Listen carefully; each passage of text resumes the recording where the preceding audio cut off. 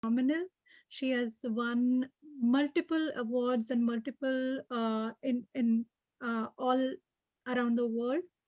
So I would not wait to see her demo. So we welcome soon, and thank you for accepting the offer to do the demo. Yay! Okay. All right. Okay. Hi, everybody. So it's funny because you guys keep telling my work hyper-realism. And I'm like, I think it's one of my camera has to be spotlighted. This camera.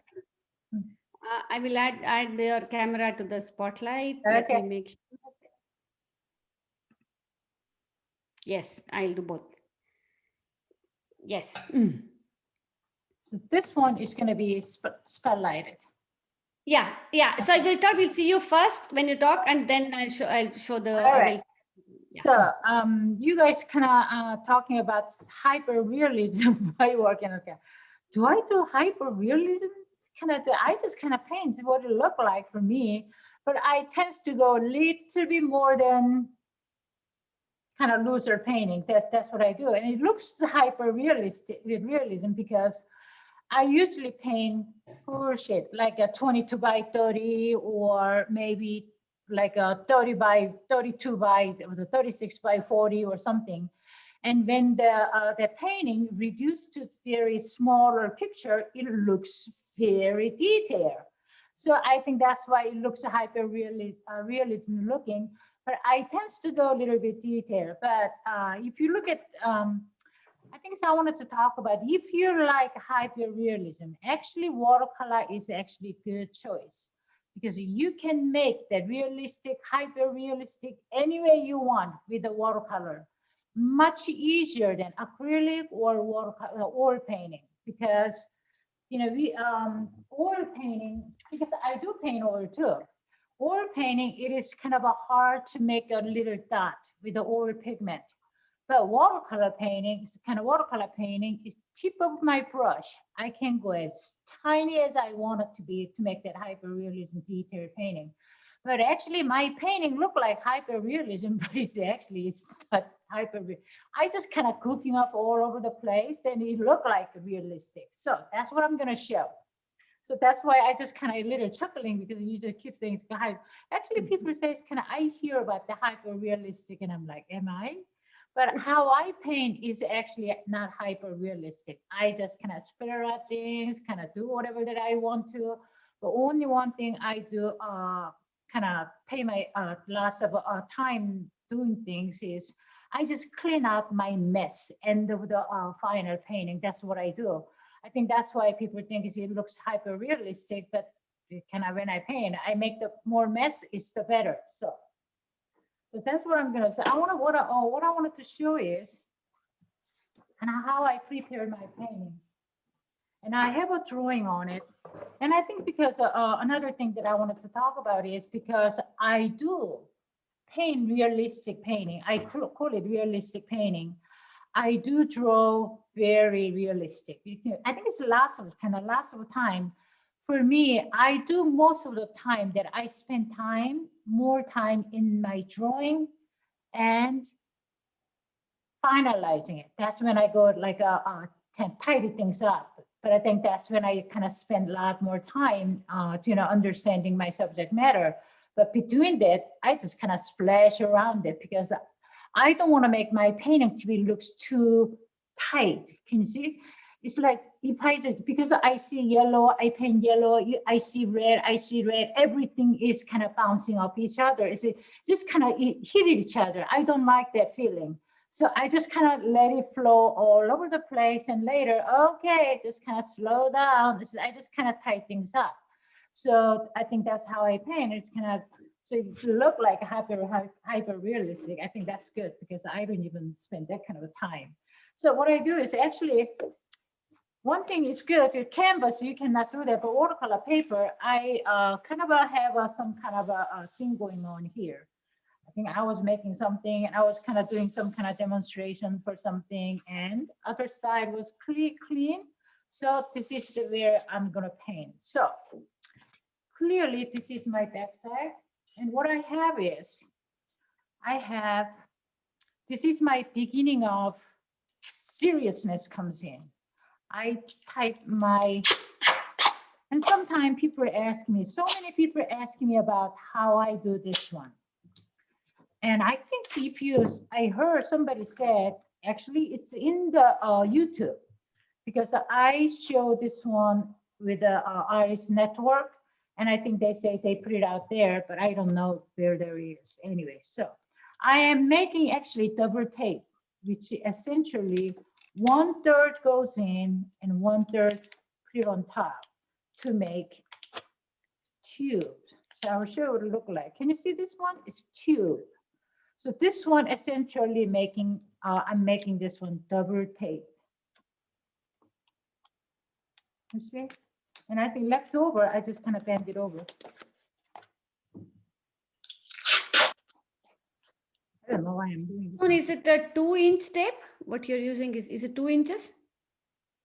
This one is 2 inches, yes. So kind of buy 2 inches, because sometimes some people use the drafting tape, the skinny one. That is expensive, and that is not sticky enough. And it is so skinny, you cannot put this one in here. So while you're working on it, it starts lifting up. This one is going to be stay until you want to take it off.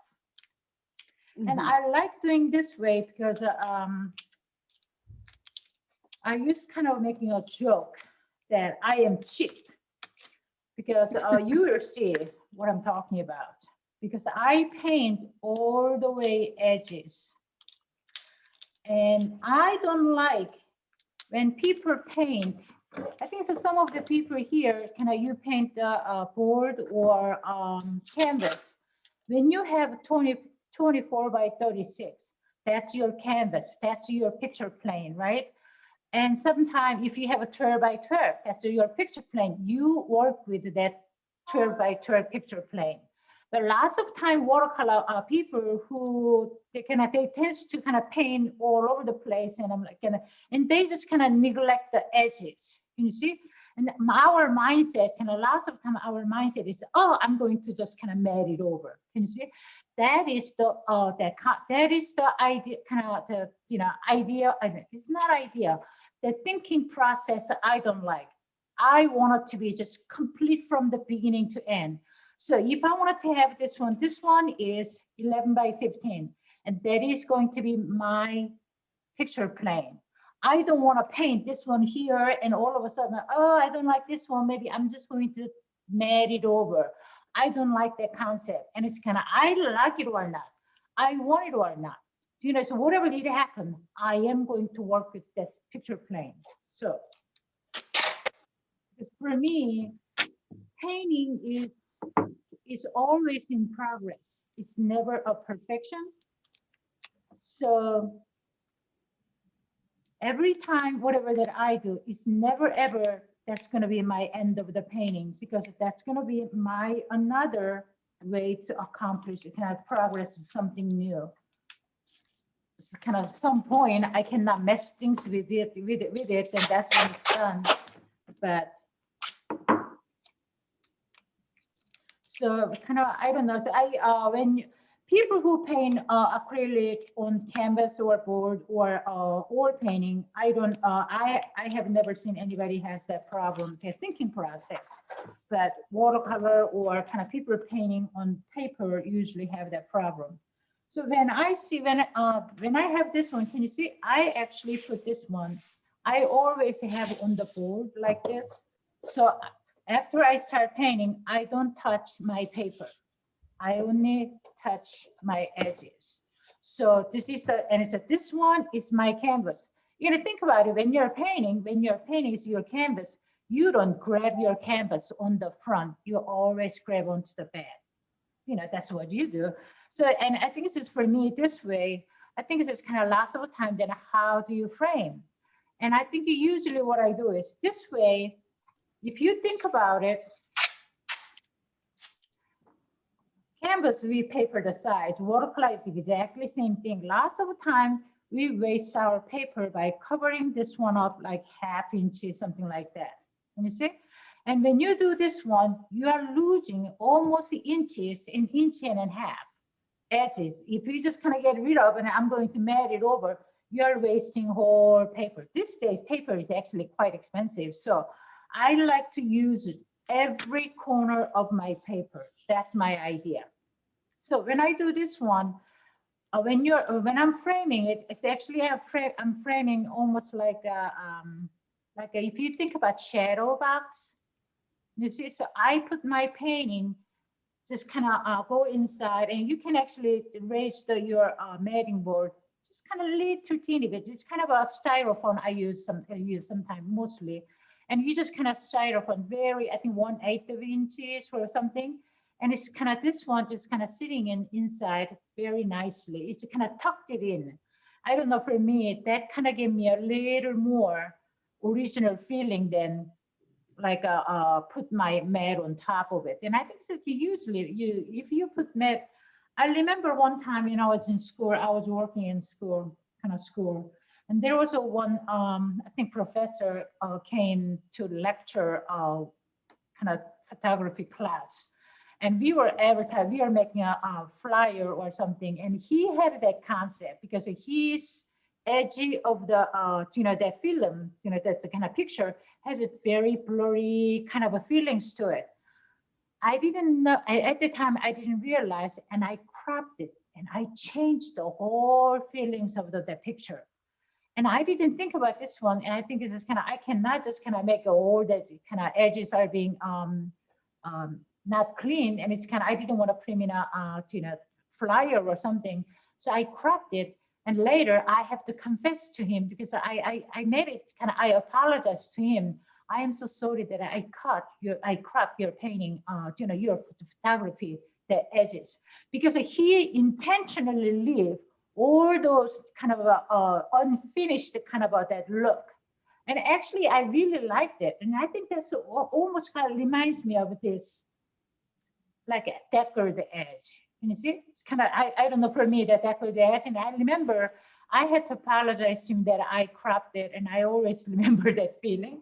And I wanted to have this kind of decorated edge. This one is I cut it because I was doing something. So I did this one, and then I should have done. And I wanted to talk about, this is how I prepare my paper.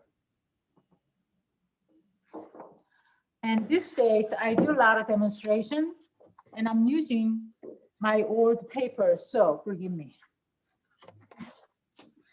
So I'm going to do this one, and I'm going to talk. After this, I am going to use Frisket. I think without Frisket, I think there's going to be no hyper realism. Maybe there might be hyper. Some people actually like to paint, leaving all those white, and it's kind of they paint, but it's like me. That's too much work. I am kind of a lazy painter, so I always look for how to make my painting easier. That's my idea. So now I don't have a kind of, only one thing I do is I layer. And I'm going to show you the layer thing, because at the, before I do any detail, I layer color to make my values ready. If I don't have a value, that hyper realism is not going to work, because it look like cartoon character, because there's no dark and light, and you're going to be just kind of all those details. Can you see? So before you do any detail, that developing that value is the key to make that, if you call it hyper realism or realism. So lots of time, I think that there's kind of young, I think it's a girl for my age, she's a baby. She is, I think this is kind of, she is so lucky. She already knows what she wants. I think that's great. And she's doing a lot of charcoal drawing. I think that's very good. I think this charcoal drawing is going to make her understand that value much better than anything else in the beginning. But lots of time, we kind of understand value as a value for watercolor, kind of the black and white. And all of a sudden, when we are switching to color, We just kind of, the value is going to be like, what's value? I don't know value. We know value, but when we switch the color, we just forget about that value. We just don't know how to translate into a color, kind of color to black and white kind of a value. So that's, I think so. I see lots of time that stuff, people have a problem kind of changing into value, and they just don't know how to make things go back and come forward. You can own it. That is actually kind of quite easy if you think of it this way. Black and white, dark is kind of pencil, right? And light is paper, always, right? Light is paper. If you're using, oil or something, white pigment and the black pigment, because you cannot. And it's, but if you are using just black itself, you can paint thick. That means that it's going to be the kind of darker value. And if you paint very, like almost like you just kind of brush into it. And you see, because of oil painting, you can actually make it translucent that way too. But lots of most of the time, what we do is we add white to just make it lighter. That's what we do with oil. But water that's why oil painting is kind of painting the neck. But watercolor is so easy because you just add water and that's it. You can change value so many different ways. It's just kind of spectrum of the changing color is so much better with watercolor than just kind of oil. Or you have to mix so many color to make that kind of transition. But watercolor is water. That's it. So when you're changing to your watercolor with kind of black and white color, always going to see, if you look at the value-wise, if you look at dark green or dark red or dark blue, if you look at the dark, it's kind of, when you look at the value, it's going to be almost equal, just dark. That's it. You see, only one way to make it that lighter value is add water. Add water means you're making blue lighter blue. You're making green lighter green. And you're making red lighter red. You see, that's the change in your value. So when you are layering it, so if you want to make darker, you layer darker color in darker area where the deeper value, and lighter value, you don't want to use same kind of color. You can actually dilute it, your color with water so much so you can make the lighter color. So for me, water, lots of time people say, oh, I paint oil because watercolor is too hard. They don't know what they're talking about. Actually, watercolor is much easier. Whatever you do, watercolor is easier. Yes. If we tape it like this, the paper will not buckle. It buckles, but it doesn't buckle as much as you put it on top. Okay. And another good thing is, because when I put this tape on top, when I'm painting my background or something, this one kind of starts lifting up. And when this one lifted up, it's never ever goes, it doesn't matter how hard you press, it's going to be always kind of wobbly, you just kind of buckles like this. Because water is already kind of go under this tape. This is kind of unless you just kind of take this one, everything off and completely dry, unless you put it on it, it's going to be always that way. So when I put this one, the buckle is not going to be too big. This buckle is going to be a little minimum. And another thing is, because when I put this one background, some of the pigment is going to be go under, because I always paint all the way edges. But because the tape is on the edge of this paper, it doesn't go further than where the tape is. So there's going to be no run back. You see, lots of time, because when you have kind of a lot of water or pigment left over, it comes back in. So you kind of push it back to make that run back. If you don't have a smooth application, that's the kind of a little bit, it's kind of effect that you don't want to have. This way, actually, you don't have run back. So it's kind of, for me, easier, kind of better. So this way, this is my canvas. I'm not going to neglect corner or bottom or top. I am always going to think this is my canvas. Canvas, picture plane. This is my picture plane. So I'm not going to waste this corner. So when I look at when I look at this painting, I'm not only looking at only this corner or something. I'm looking at this picture plane as a one always. So that's why I don't like to paint this one here and here. When I do that, I just kind of lose concentration. Hold on. I think I have this one line going on. Better? Yeah, it's fine. Yeah. Okay. Yeah, I think we don't see the drawing very clearly, right? Closer. Yeah, okay. That's not good. All right. So I have this one going on. So I was going to say something and I forgot. So I wanted to talk about Frisket, that hyper realism. Can you see we talked about that hyper realism, and without Frisket, that hyper realism is almost kind of impossible for me. If I don't have this Frisket, I didn't know if I can use this Frisket. Probably doing crystal is just too much work. I just kind of rather paint maybe landscape or something, portrait or something. But this one is just kind of that Frisket allow me to make this one so many things. It's just kind of, it's a difficult thing, make it easier. This is the Frisket. So I'm using this one. It's kind of fine line applicator. I don't know you have this one or not. And I used to. Yeah, where is it? Is it available in Michael's Kleiner place? Janke, have you seen this one? The applicator? Yes, Frisket is available. Oh, okay. And I think some company actually sells kind of blue Frisket in it with this fine art applicator.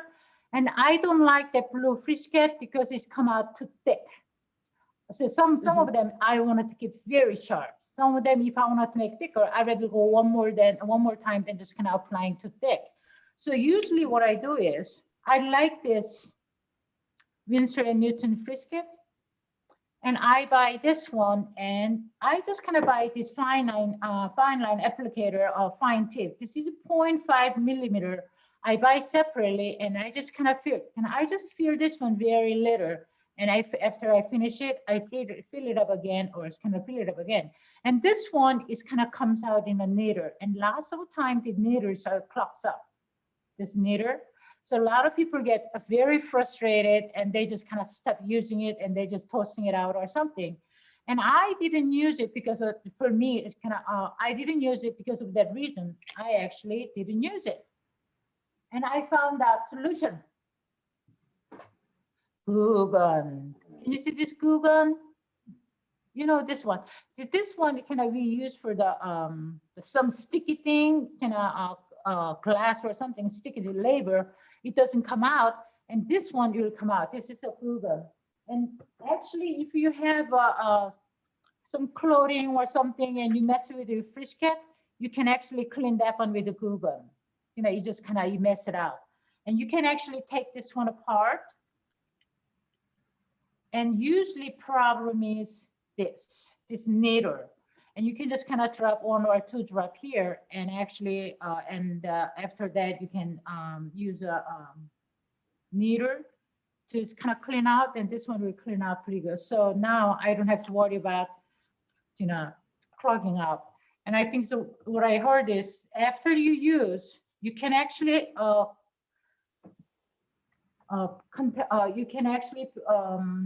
put this one upside down, then it will not clog up. So I think that's the tip that I think I have.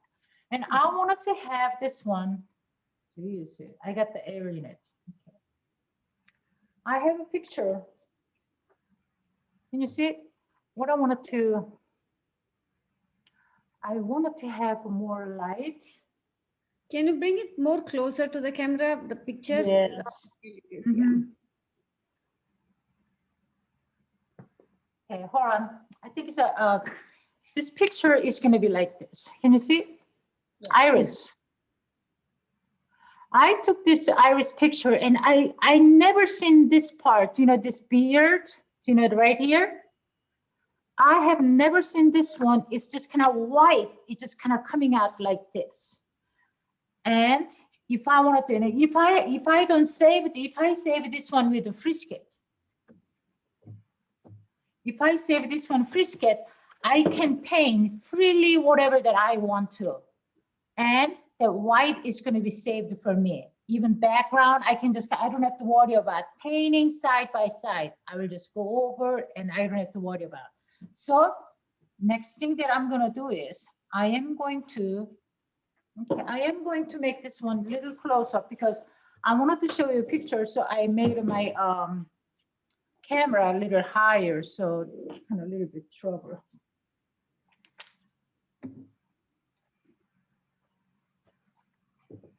All right.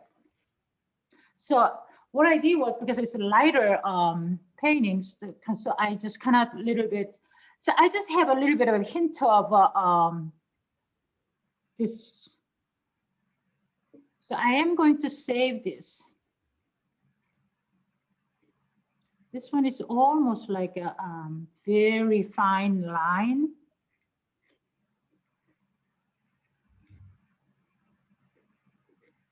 So I am going to, this is my hyper realism. I'm making up.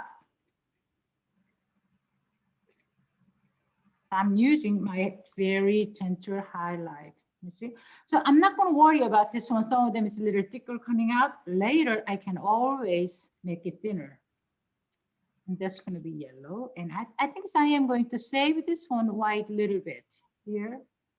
So the black, I am sometimes not being careful, so black might just comes in.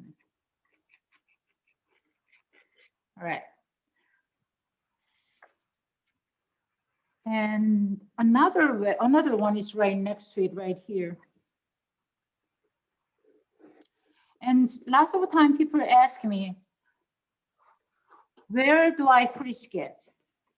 Only, I say, I usually Frisket. Sometimes I can Frisket very darker area because I've only used Frisket to make my life easier. When I'm painting, I don't have to worry about painting around it, or if I want to save some of the light and I don't want to painting around it.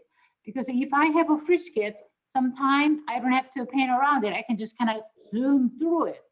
And sometimes actually kind of zoom through it, give me a little better kind of application, smooth application. So that's kind of that one. You have to figure it out, kind of make a decision when you want to use that kind of a thing.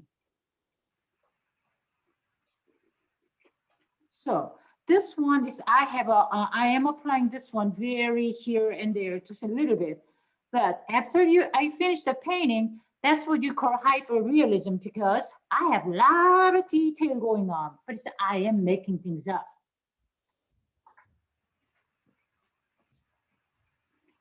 That's why I'm kind of laughing. Hyper-realism, what am I talking about? I'm just kind of doing it. So I think this is for me, if you start to froze from the beginning, your painting is going to be froze. Your painting is going to be like, oh, you kind of clenching your teeth, kind of a feeling you're going to get. You want it to be free and you want it to be just go with the flow. You see, you can type things up always later. Just let it go.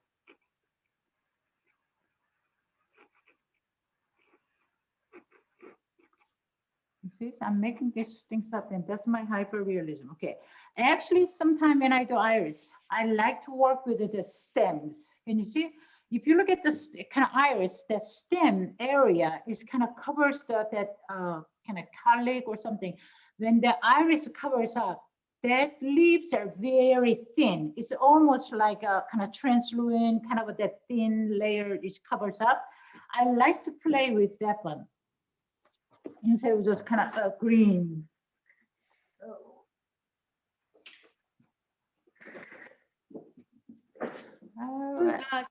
Once you're done with this, it will also be nice if you show your works. You showed us last on Saturday. The garlic one? I will, yes. Maybe I'm going to throw some color on it. Yeah. Because this is kind of white flower. Can you see?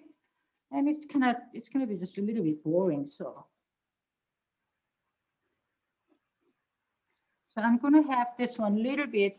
If you look at it, this white, I am not highlighting it. I'm not putting this frisket on it.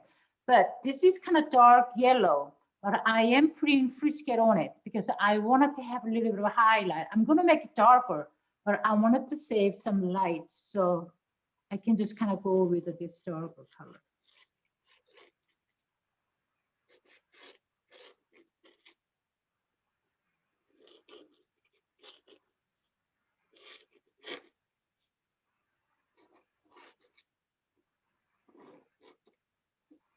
All right.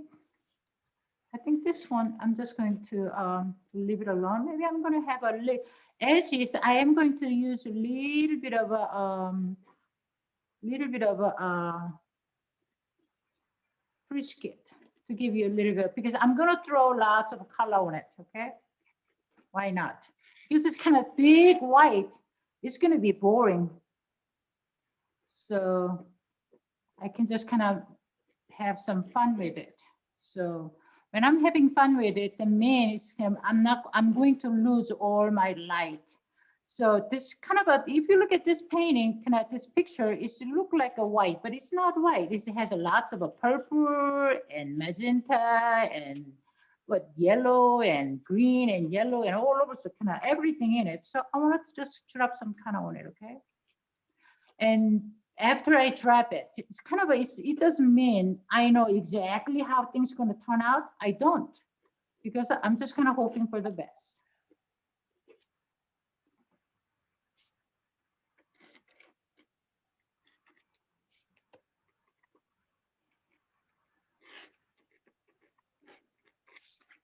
Okay. So do you think you'll be able to paint on this now, or do you have to wait for it to dry? Yeah, after that, I will show this one a little bit, because it's I have to wait until this one dries out. So I am going to let this one dry, okay?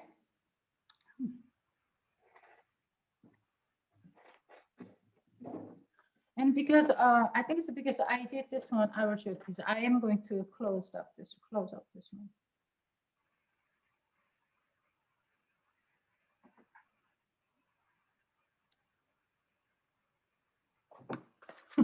My remote control. All right.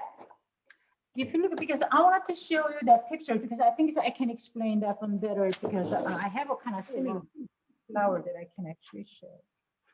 Because all the painting that I did, this one is like a workshop painting, except this one. I just kind of have this one because you see this one, this flower is just kind of this kind of lighter color. Can you see? It's kind of salmony, kind of white, pinkish color. But this center is kind of center is always kind of little yellow. So I made it this one a little bit of a yellow, but everything else I made up. You see? So kind of there's some little different. This is kind of background is white, but other one I'm going to make background darker. But I think this is kind of, I might make this background. I think if I have another painting, I might make background darker. Sometime, but if I make background darker, I might have to make this one a little bit darker. Can you see? So that's almost kind of same technique. This is kind of white. I have a white flower. Where's my flower? The picture. Can you see this one? And this picture. I should have had this picture. This picture doesn't have any color at all. I just made up, because of all those things. This one here, I just kind of put things on it. Otherwise, it's going to be just kind of blank.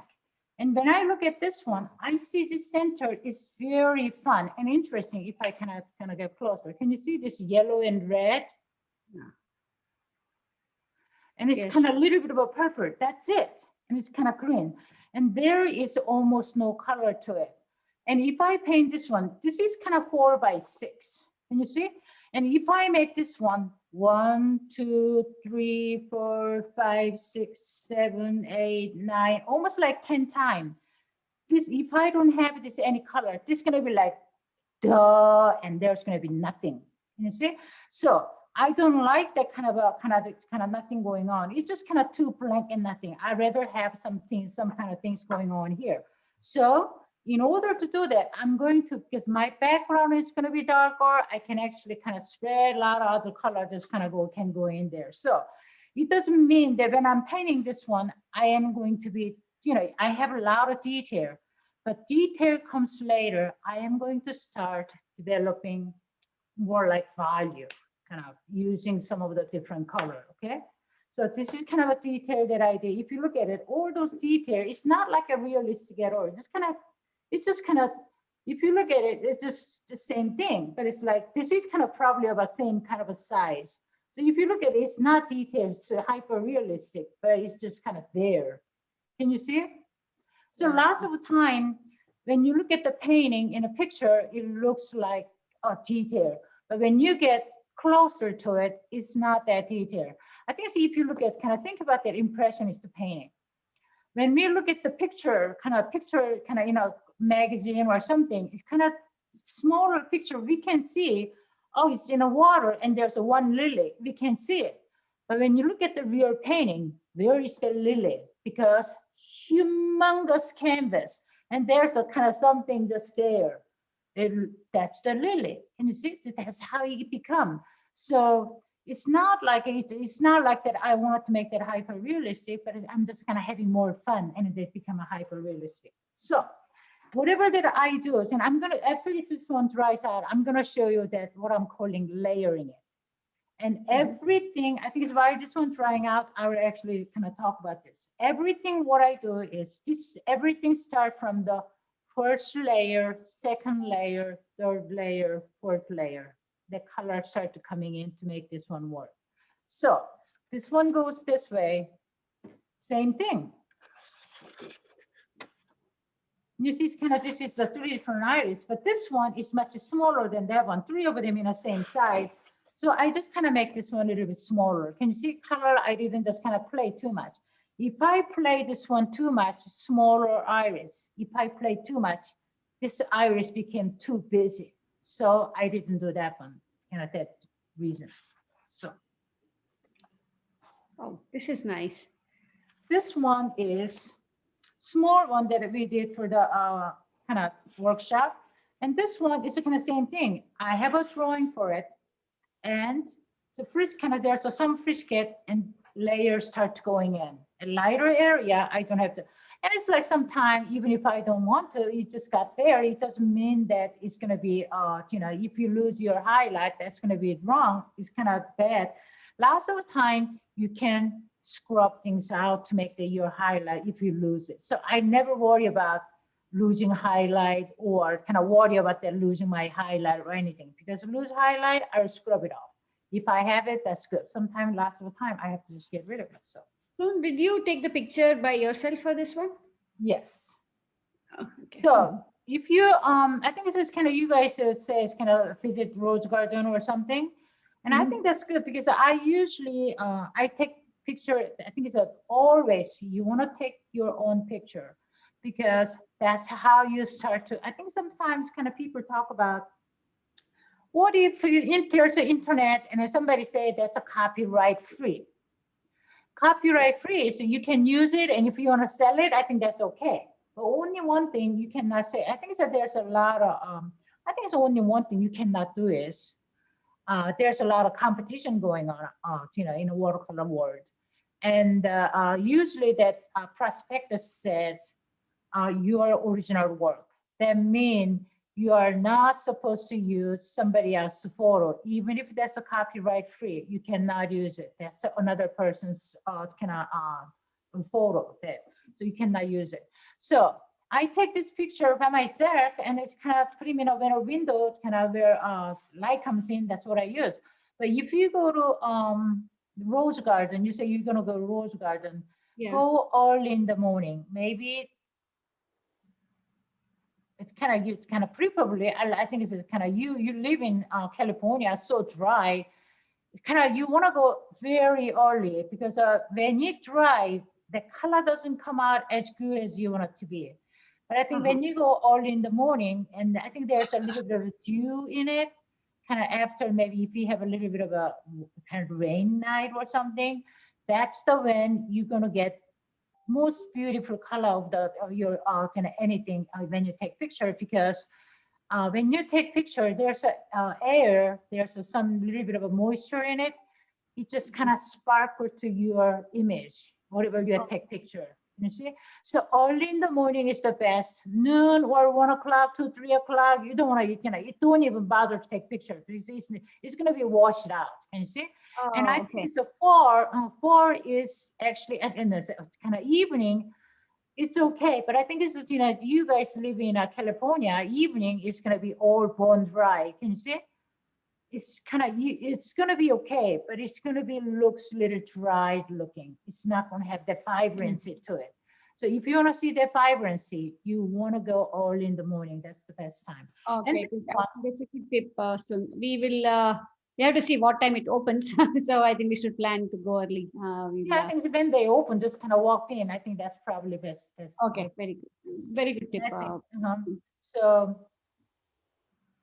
So it kind of when sun hits it, and I think that's where you want to take pictures. So I think it's the early morning. I think that's the best way. So this one, I usually take picture from my window. And if you have a kitchen window, if you have a east side of the window, that's the best place. But sometimes if you have a kind of very nice sunny, like any side window, so kind of sun comes in a little bit, just kind of play with it. These days, our cell phone takes beautiful picture. Can you see this one? Actually, I use a regular camera, but this day I don't even take out my camera because that thing is heavy and I have to change battery, all that crazy thing. Cell phone is taking such a great picture. I think I'm certain mediocre photographer I think a cell phone is doing much better than mediocre photographer in 10 years ago, I think. So for me, that's best. So kind of use a cell phone. And another good thing is you can just use it. And if you kind of look at it and, oh, I don't like it, delete. And it's kind of take a picture again. You see, that is we have that kind of privilege and use it as our advantages. Okay. Team, Falc members, please see all these things and let us know what interests you when we do the workshop. So, yeah, Janki and I have some ideas, but we would need your input. This one is I already painted, so probably I'm not going to paint. I'm just kind of giving you the idea. And this one, this one was actually a step, kind of person to person, kind of. I have step by step to do this, but I think this one was kind of workshop piece, so I did. So. And this one is workshop piece too, but I think this one we actually did, I think it's kind of San Diego, I think. Wasn't it San Diego or other places? I did this one for the workshop. Can you see it's kind of, we can finish this one. I was kind of so surprised that we were able to finish this one within 2 days. And I think it's kind of, we have 3 days, so we have to use painting another one. Okay, good. And this one was a workshop piece too. It was I think this may be I don't know where. So this one goes this way. And you see, so kind of when I don't like to do same thing over and over, kind of flower, but I like to use kind of different kind of a flower. And the main thing that I use is that this was kind of another place. I don't know. But I think what I realized is actually flower takes longer time than glass. Because it's kind of every nook and cranny, I have to attend to it, so flowers. So. Oh, wow, this is very good. So much of details. So this one was actually kind of, it's not that, it wasn't take as long as I thought. So this was okay. So I have actually kind of, when I'm taking picture, I have so many different kind of a click to it. So if you like this one or something, then I will look for different competition. I will just come up with a different, so I don't have to paint same thing again. So. Oh, yeah, okay. Yeah, we will look at, we'll talk to the team because I want to see if we'll paint whatever interested. Right? So this one is kind of look like a washed out, but it's not. Can you see? It's not white. It's just lots of a pink in it. It just looks kind of washed out looking, but it's pink in it. I don't like seeing just white. Can you see? Yes.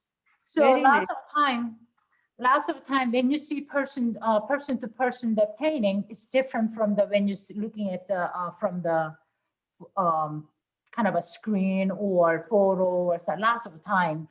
But this one is kind of, I just call it, We right? saw this on Saturday. Very interesting. Very simple subject, and it's so interesting. But this was it. Kind of, we were able to finish this one in a day. I thought, okay. I thought it's going to be a little bit harder, but it was okay.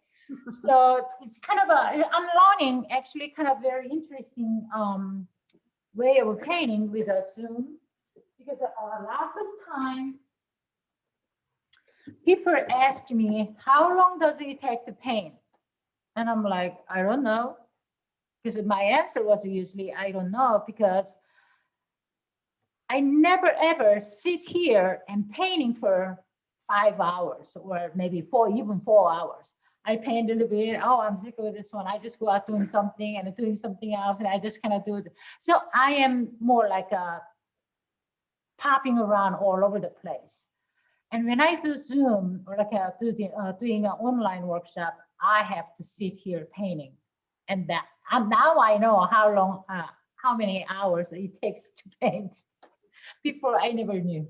So this one is kind of dry. So let's paint. Why not? Nice.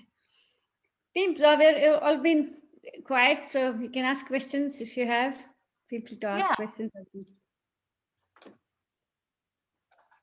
And I need to clean my. So I have a question. All your paintings look very luminous.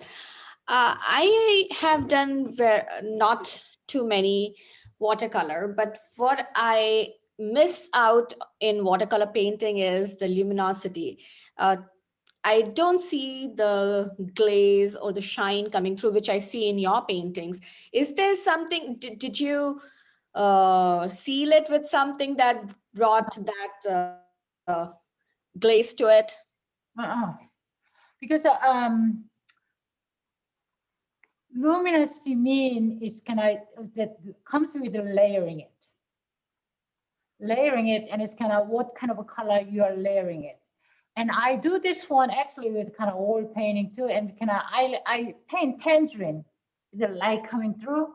Actually, somebody was kind of like cover the light to see if there's a light is actually making the light.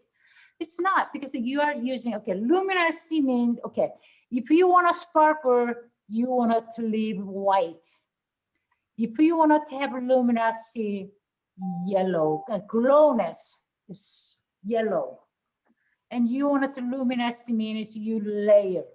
You see, you layer gently, kind of many layers, and you're gonna have all those colors. I think that's kind of part of the watercolor, because I don't like lighter painting, because I paint dark, and I think it's just kind of a lot of people in the beginning, they kind of to look at my painting and they think it's kind of acrylic painting or oil painting. I said, no, it's a watercolor painting. They just couldn't believe it. It's like, how can you make this so dark? Like it's so vibrant. I'm like, it's in the tube. It's all the colors in the tube. But only one thing I can say, I just kind of making a joke about it, but that even if it's kind of dark red, one coat, when I apply it, when I see this white coming, white is very strong color on this one, you know, so kind of for the watercolor. In order to make your upper color you have to play with you don't want it to just kind of make white coming out all at once, and everything is same. So you just kind of have to I wanted to talk about this one. I think I want you to paint. Yeah, we should start painting and then we'll see. Yeah. Right, I'm gonna talk about it, because paint is good, but it's like sometimes that idea behind it.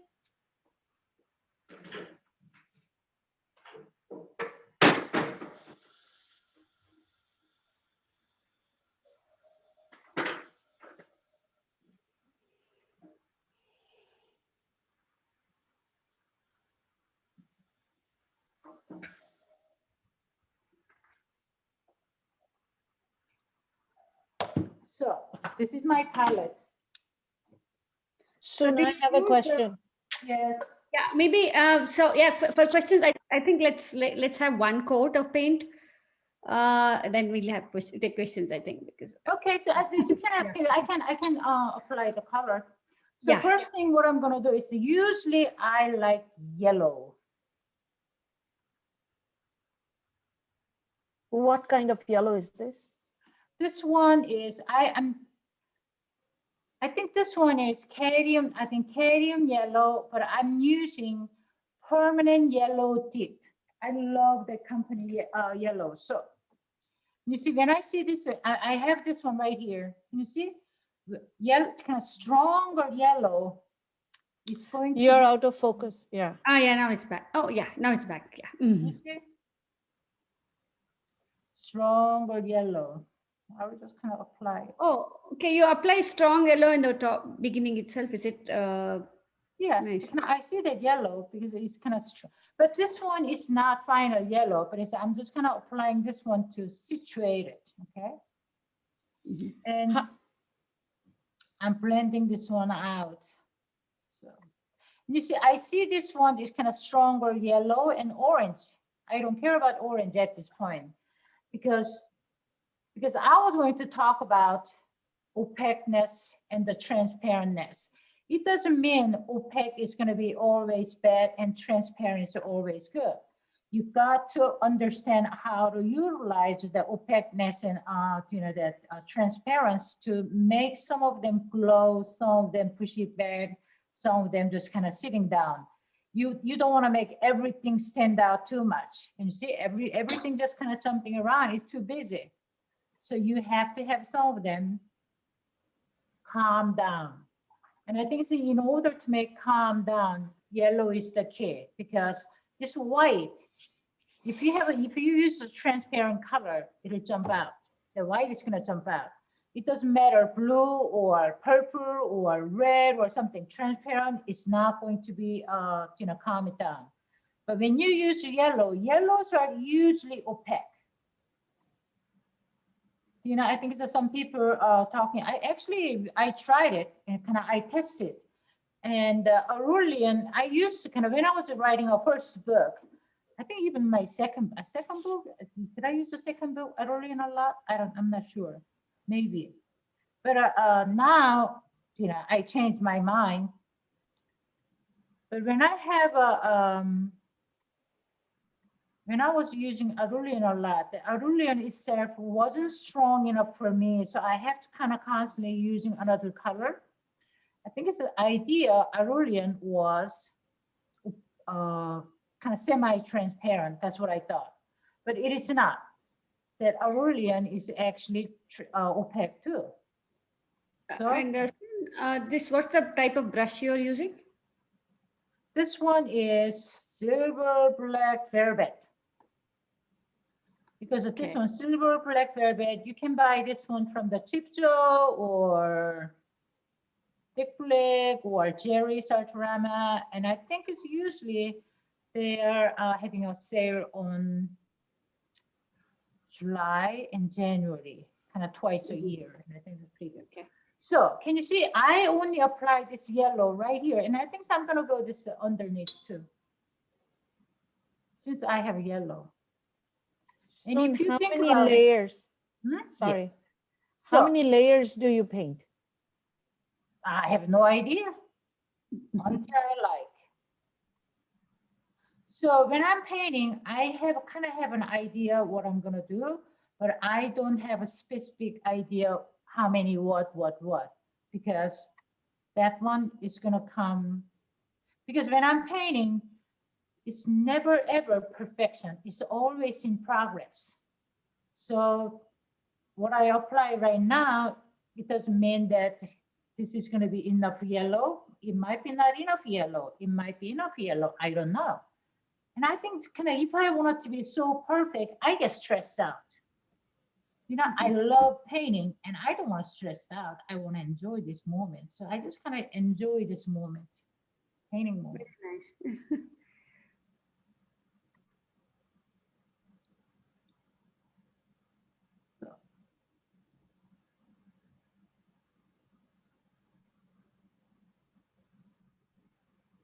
Right. So soon do you then apply the background at the end, is it? Not in the beginning. What was it? Background? Background, yeah. Mm. I'm going to go background. I know for sure that I'm going to go background black. Okay. So in order to make this background black, I have to play. I can play with this color a lot. So that's a good thing. So only one thing that I have to do at this point is I think it's probably I have to wait kind of a little dried out. And what I'm going to do is I am going to have, if you look at this one, I don't know, you can see this one clearly or not. What I see is, can you see this is much cleaner? Can you see? Yeah. Mm-hmm. The bottom one is a little dirtier looking. Can you see? Yeah. So I wanted to make this one cleaner, and this one is kind of coming down. It's going to be a little bit, it's not that clean. So that means, oh, did I have a black in it? My brush is kind of big brush is black in it. I need this cleaner.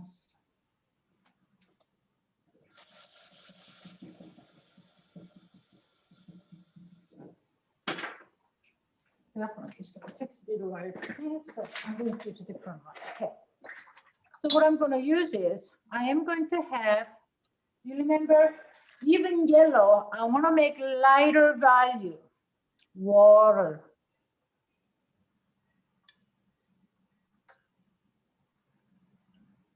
Lots of water.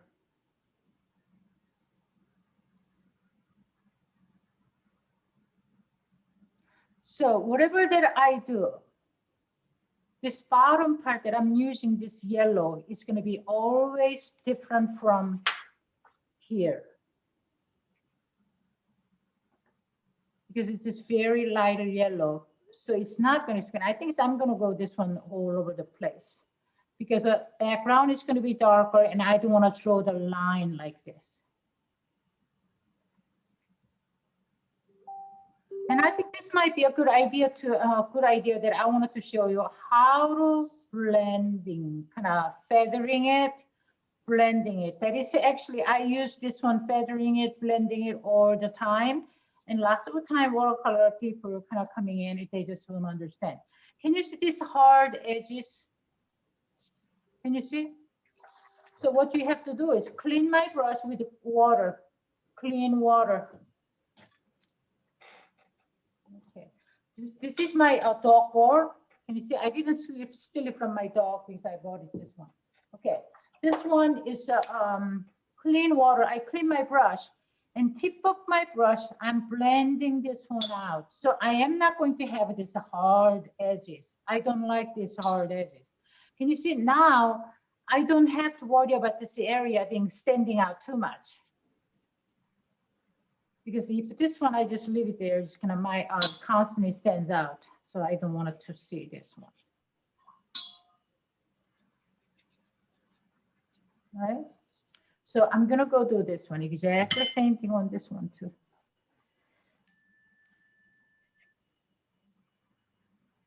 But this is my first layer. Usually I do a first layer with the yellow. It doesn't mean this is going to be perfect. If this one is not going to be not enough, or maybe it'll be too much, who knows? I don't care. I will just kind of go with it because there's no such thing as perfection, okay? So when I think about that way, it just makes me free, joyous and free. Because if I want it to be perfect, it drives me crazy. It stresses me out. So I'm going to blend this one out.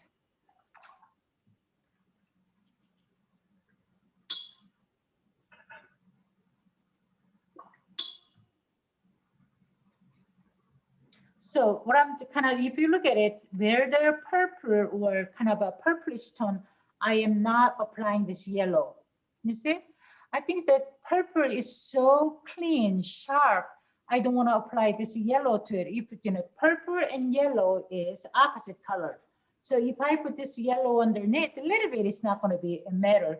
But if you have a stronger yellow in it, it's going to be muted color you're going to have. So And I think it's why this one kind of drying out. Let's go for dark. And I think I see a little bit of a yellow on this part.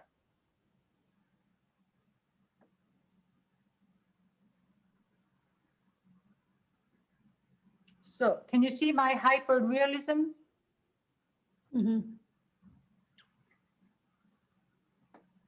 Yeah, one thing I like what you said is you're not stressing out yourself, making it hyper realistic. So I said, okay, if I wanted to make hyper realistic, that's a later. If I wanted to do it, it's like now I wanted to make this all those little. That one I think is a little bit okay. So I think this one. Can you see? Even I applied very kind of hard to see in a screen. Can you see this even little bit? I applied it kind of a little yellow, but you can see little different from this one. No yellow. This one has yellow. Can you see? Yeah. So even if I apply same color, this yellow area is going to be always a little different from where the white is. So the whiter area doesn't mean the white is not. So I think I'm going to go with this a little bit of a kind of purplish, maybe magenta or purplish tint tone to it. And it's the only one thing I wanted to do it. I wanted to dry this one a little bit, okay? So if I don't dry this one, it's going to be clash it. I think it's watercolor. If you want to make these realistic painting, always make sure it dries before the next layer. Okay? That's the key. If you don't dry it, undercoat and top coat is kind of mingles it. Usually makes what they call mud, or just kind of different. They just kind of fight each other or something. And it's kind of that a blossom happen. So many things happen. But when even if you made a mistake, let it dry, and you have so many different options to correct the problem, whatever that you think is what it is. But when it's wet, if you think it's this little problem, when you start kind of little problem like this, and when you start touching this one, it's going to get bigger and bigger and bigger. Just let it be. Okay, I'm going to try this. Mm-hmm.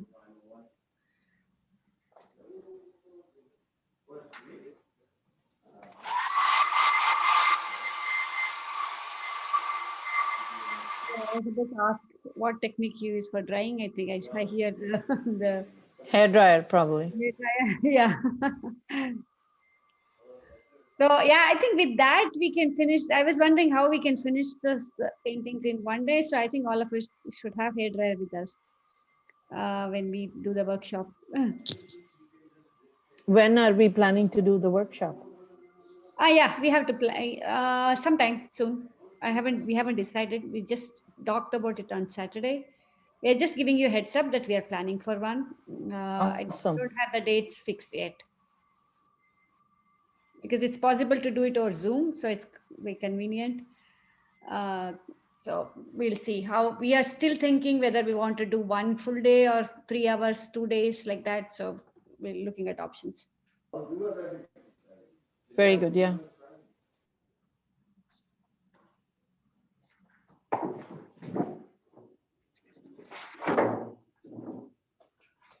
I took this one out from my board to show you. So this one is I am started building up. Can you see it? So I have this yellow on it, and it's kind of I put the blue. It kind of probably I'm going to have something on it. Can you see? I am started building up little by little. If you look at it, it look like Frisk is still on it, but I am start to kind of spreading around color all over the place. Can you see it? Wow, it's going to be awesome. So it's not like I am applying because of this is kind of what, but where the dark, I will apply a little dark. Where the light, I will spread around light. Can you see? So what my idea to applying this way is, I don't want every color to be so sharp each other. Can you see? I want everything to be mingled. They just kind of influence each other, reflect each other. They just kind of go all over the place. And later, there's going to be highlight. I have to make that one is going to come down. And later, what I have to do is I just kind of draw I introduce darker line. That's going to be my darkest kind of darker value. And it's like right now I have a kind of so many different value coming out. And when I introduce darkest value, everything else starts much more sparklier than what it is. You see? So that's my idea of doing that. You know, so that way it's going to be for me. My life is much easier. And if I try to make everything sparkly here, there's going to be darker. That's too much. Yeah, so That's I what- wanted to say that we have 10 to 15 minutes in this meeting. Already? I'm Yeah. going to go this one purple, okay? I want to Okay. show- okay. Yeah, we want to see more of it, so I wanted to make sure. Yeah. I have here ultramarine. So I'm just going to make a little bit purple, okay? I have a permanent rose. I have ultramarine. So I'm going to start to applying this one where this darker area. Can you see? All right.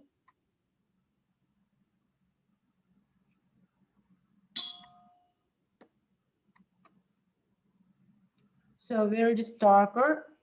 So at this time, I'm not doing any detail. I'm just using color, blocking it.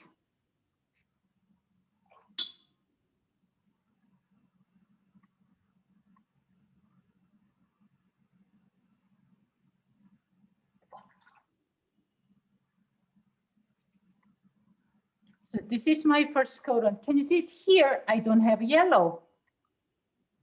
So that area is going to be much cleaner, purplish looking than bottom part.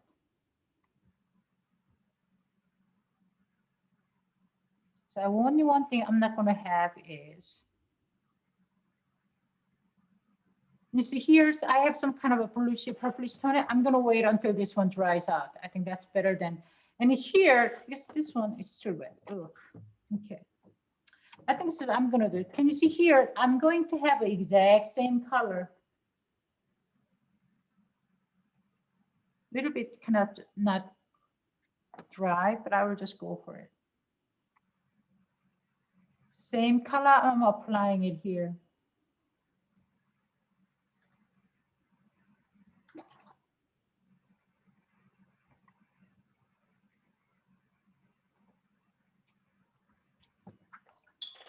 Can you see the difference?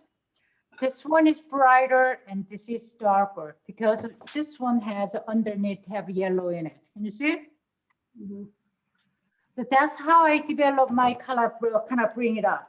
This way, I don't have to worry about calming this one down all the time. So I don't have to worry about later, this one just kind of shooting out more than this one, what I want to tweak. So that's how I wanted to kind of work this one out. So this is kind of I think it's most important thing is layering it to kind of have the value set. And I think setting the values, if you want to have it darker, usually if you look at something just kind of push it back, there's a yellow in it, or it's kind of burnt umber or kind of burnt umber or kind of yellow or something to kind of push it back. So we have a little bit of a detail. Wow, this is my favorite. Yes. So if you look at this one detail, I actually kind of work on this one. It's a little bit here, kind of today to show this one. And here I scrub this one here. Can I say I have this one? Kind of I made myself. Mm. Okay. Mm. I think it's mine. It was Yeah. mine. No, it's fine. You go. Please go on. Yeah. So what I'm trying to show is I use a scrubber. This painting is kind of, there's so many things to show, a little knick-knack, all that crazy stuff. So here, if you look at this one, it's kind of flat. Can you see? But if I want to make this one a little bit not flat, I am going to, instead of saving this white when I'm painting it, I just kind of paint flat. And I'm going to take this one, scrubbing off little by little to give this highlight. Can you see? This is much easier than I try to save this white. And then it's going to be my. Yeah. How do you do this? Just plain water? Yeah, I am using water. Can you see this one is scrubber brush? A little bit, I think people who kind of do Bristol brush, synthetic Bristol brush, kind of if you have a old and Bristol brush, kind of just trim it off and just wet it, and I'm just kind of putting out this highlight to give a little bit of a not ironed perfectly. Mhm. So this Okay, one so I you're use not this using one. Crisket here, you're removing the white to get the whites, is it? I'm scrubbing off this color. You see, otherwise you have to save this one when you're painting. And free scale is just too much. If you try to save this one other area, you're not going to have the smooth iron kind of a feeling you're going to get. This way, you actually scrubbing it, its kind of effects are much better than you try to save this. Can you see? So this is kind of my tweaking. In the beginning, I just kind of spray around, and later I just kind of put it back. Some of them I just kind of take out a little bit to just kind of see it. It's kind of in and out. And see, if you look at this one, it's flower itself, the same thing. Now I have all those kind of undercoat is done. Can you see? If you look at this one, it's kind of my undercoat is done. Okay, better. Mhm. The light was kind of a little bit terrible. Okay, this is better. And it's that this undercoat is done. And it's after that, what I have to do, I do detail. If I go for this one here, I see this one having a little bit of a darker, and I don't have this one dark, then I will go with this one darker. I actually even mix some of the sepia. I have my mixture of a black, because this one is going to be darker. So that's when it kind of a hyper realism comes in, because I am paying attention to detail. Until now, I just kind of apply the color. So soon you don't have these details in your photographs. So you are making it up by yourself on this then? What was it? The details or like the colors you're using is different in your photograph, Yeah, right? this color, if you look at it, I see a little bit of very fainted color. I sometimes, it's just kind of so fainted. I just kind of, maybe if I'm very good, I might paint just like this, because I'm not that good. So I just kind of make it my own thing. The way you say it's so interesting. It's you said I'm not that For good at making. me, it's kind of making my own thing. It's more interesting than painting just like this. So I already have this photo, and I cannot paint just like photo anyway. So who cares? Yeah. It's like I just want to paint my own way. But because I paint so kind of doing detail a lot more than photo itself. So, Yeah. I never show a photo kind of when I'm finished the painting. I just show my painting, so look like kind of realistic. But if you look at my photo and it's kind of my painting, it's just kind of two kind of different ways. I just Nice. cannot paint just like photo, because I think that's too stressful. Very nice. I think I'm really kind of imagining already how interesting your workshop would be. I hope many of the Falc members are so interested. At least we need at least 10 members to have the workshop. So let's see how many can make it.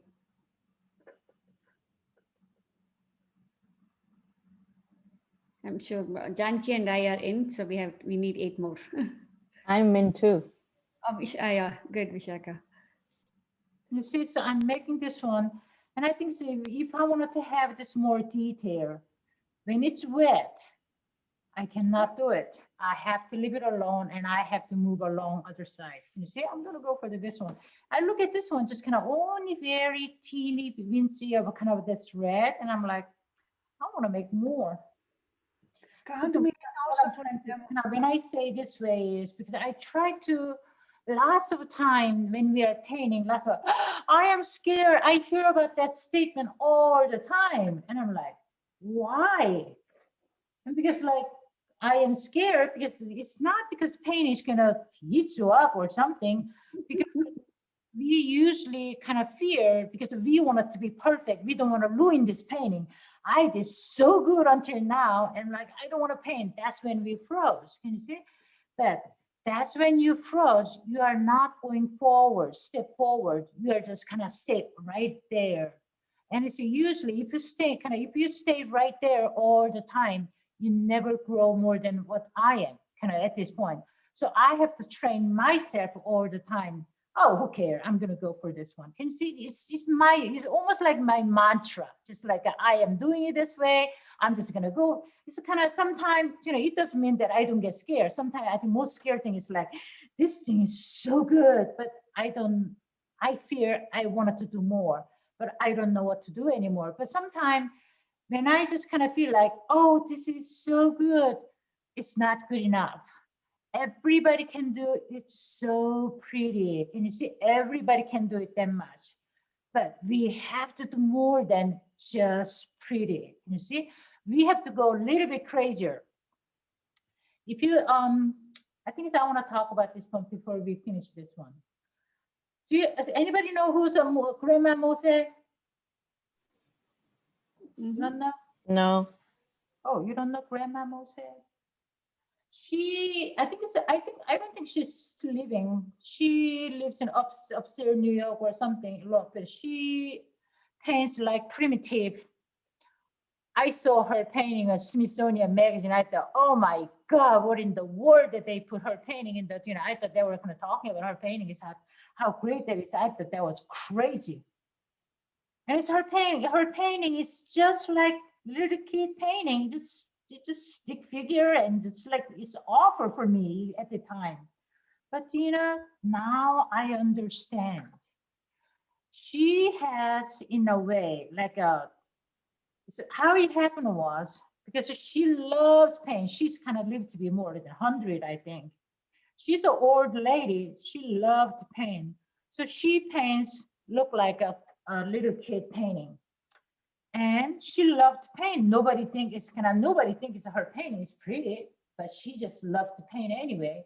So she paints and paints and paints.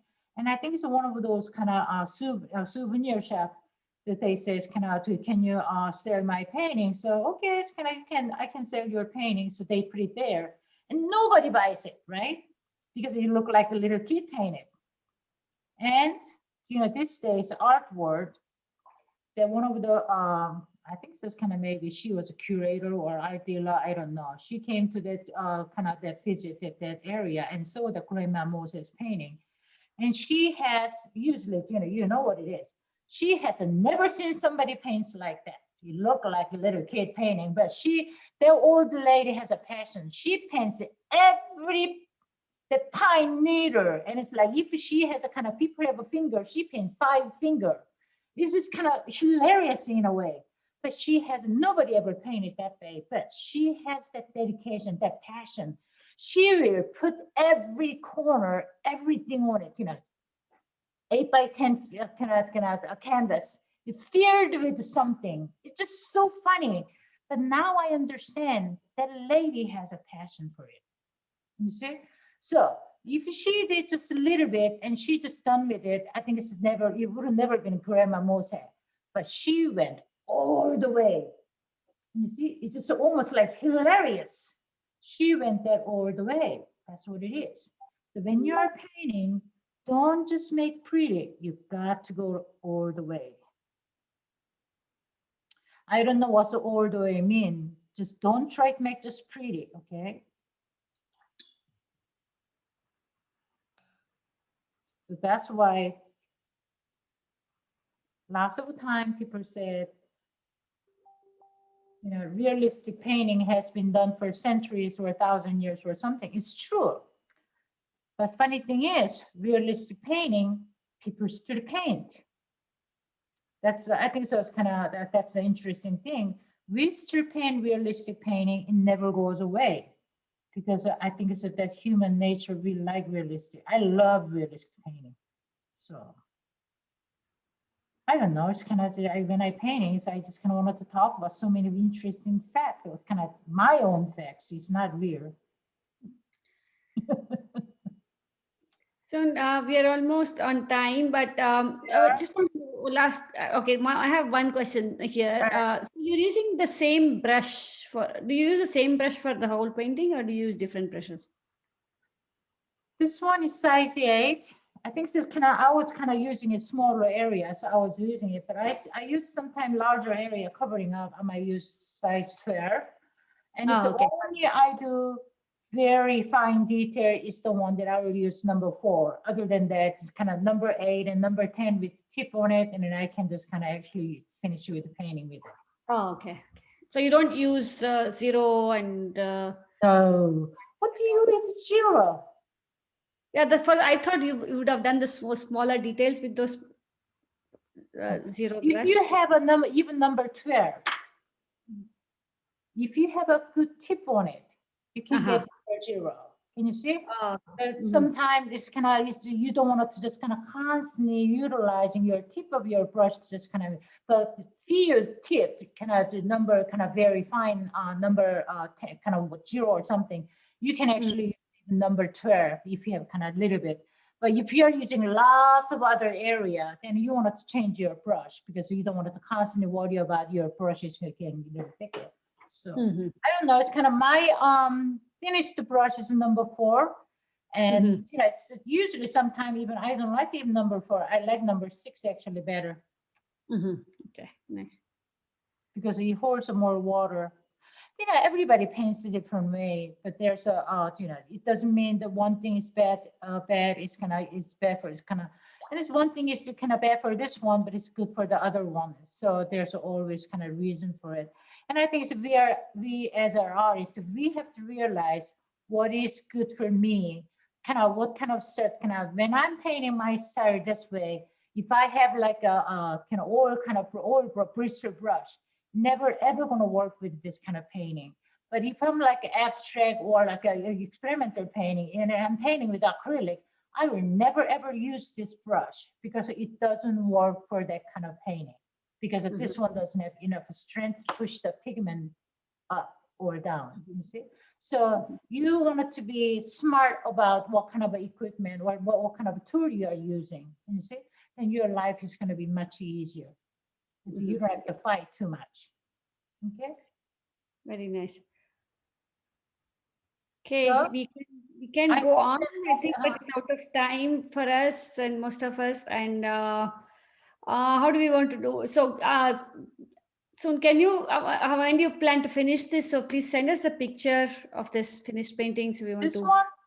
This Okay, one, yeah. What's the other one? Yeah. Other one I usually use for the another demonstration. It's kind of Oh, is it? Okay. Yeah. Yeah. You can show the other one if you plan to finish or sometime whenever you finish. So that we want I to usually kind of, when I finish it, I usually put it in my website. So sometimes you might see it. I don't know. Yeah, but it's kind of, if I, one day, if I finish it, I might send it to you. So.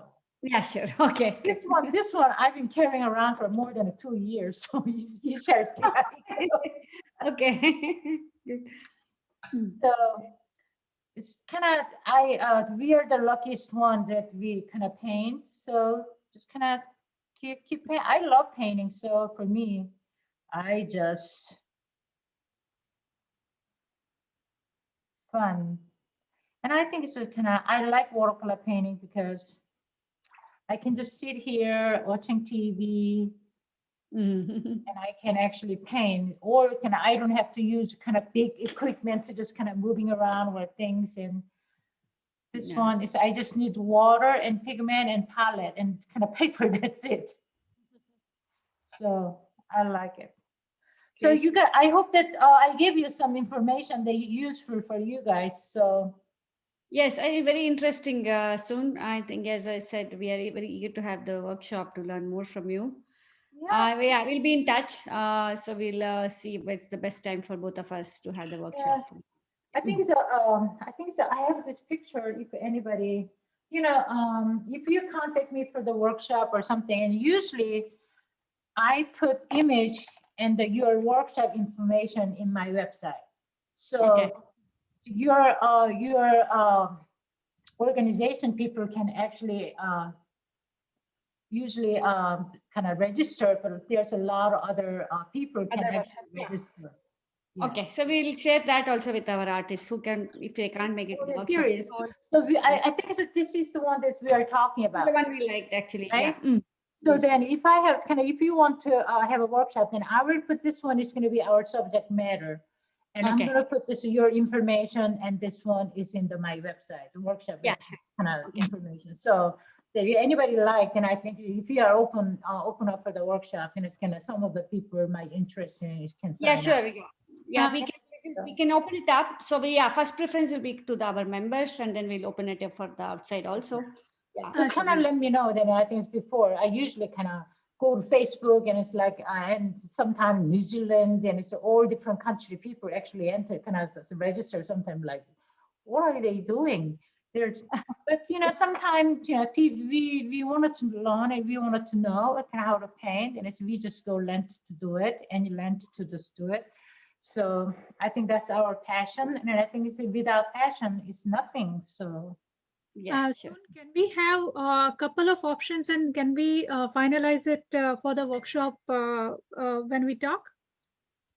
That's also possible. Janki, like we thought we'll decide on this, but if you want to choose some more, we can. Yeah, we can talk. We can have we can talk to it soon and decide if you want to see some more options. Yeah. Yeah, sure. Soon, can we do that? We want to, if you want to have other options also apart from this for our workshop. oh, another option. Yeah, we'll do it later. Maybe not now. Okay. We can. Yeah, we'll set up some time with you and we'll go over that. All right. Sure. Okay. With that, so maybe we'll take two questions. I know we're out of time, but it's so I have interesting. a quick So- question.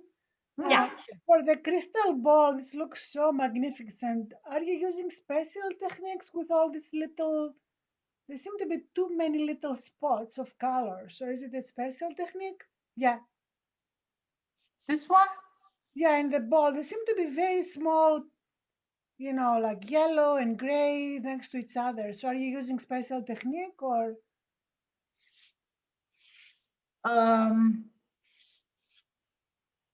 Could you ask me again? Are you using any special technique for the ball? Because it No. seems like.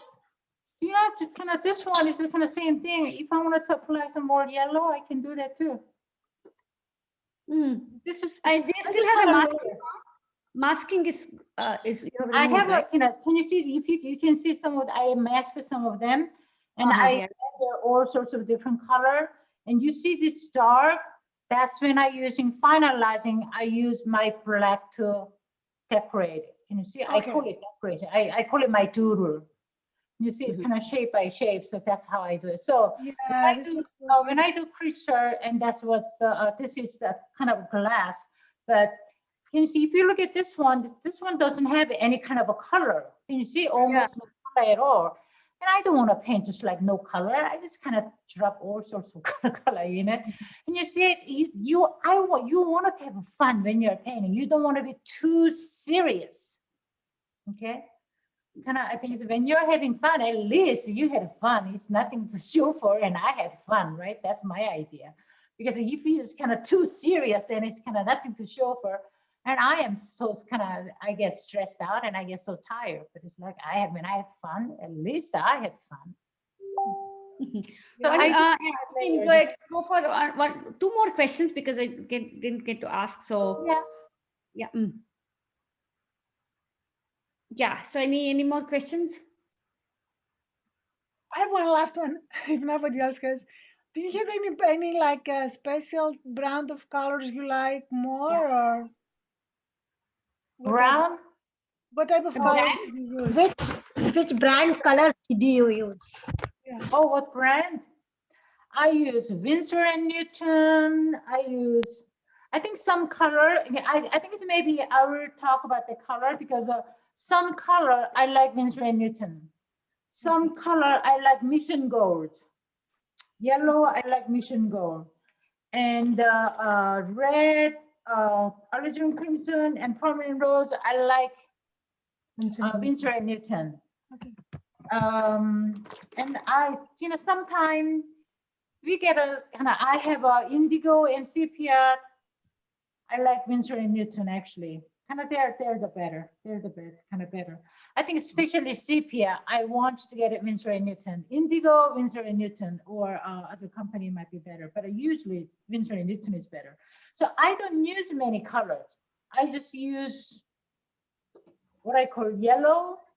I have a cerulean, but it's kind of, I wanted to use it up. So this is my yellow. And I just kind of use a little bit of a blue. And I use the ultramarine in it, but this is my red, and I use red is usually permanent rose and Arlesian crimson, and this one is a Scarlet Lake. Scarlet Lake is kind of orangish red. This is kind of same as cadmium red or vermilion. Can you see? I think it's all people use vermilion. I think kind of sometimes we have that too. So after that, green is a hooker's green, Prussian blue, and usually like an indigo and sepia. That's it. Okay. So Good. I don't Thank use you very much. Good. Very interesting, Soon. I think all of us enjoyed your demo. Can I- we'll learn Could I from. ask? Could I ask one question? Sure. Just really quickly. So I found this on Facebook. I thoroughly enjoyed it. How do I keep track of you? Can I like if you do a workshop, will that be, now that you have my email address, will you, Okay. yeah. So you have registered, right, in our so you registered from that link we sent, right? So we will send this notification on the workshop to whoever is registered then, because we was planning to send it to only earlier members, because we will be opening it up for the public. So we will share it to all people who have shown interest in getting the newsletter from us. So we will include you in that mailing list. Okay. Can I ask you, where are you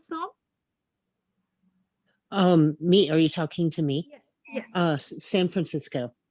Okay. Yeah, Bay Area only. So you are our. So yeah, we Yeah. were clearly here outside of the state. So yeah, sorry, we didn't get your name because your name shows as I only. So Yeah, I know. Sorry, I messed that up.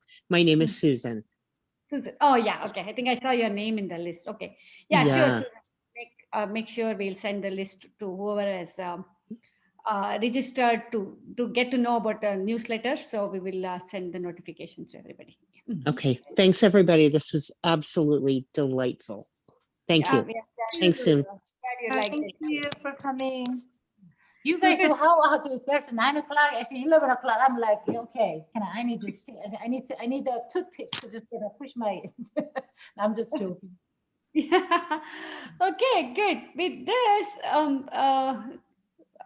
this, we can say we are done with the demo. I know we went 12 minutes over, but I think every minute was worth okay. it. That's fine. Thanks for staying back so long. It's 11 o'clock for you, Susan. Right. Susan. Thank you guys. Thank you guys. Keep in touch.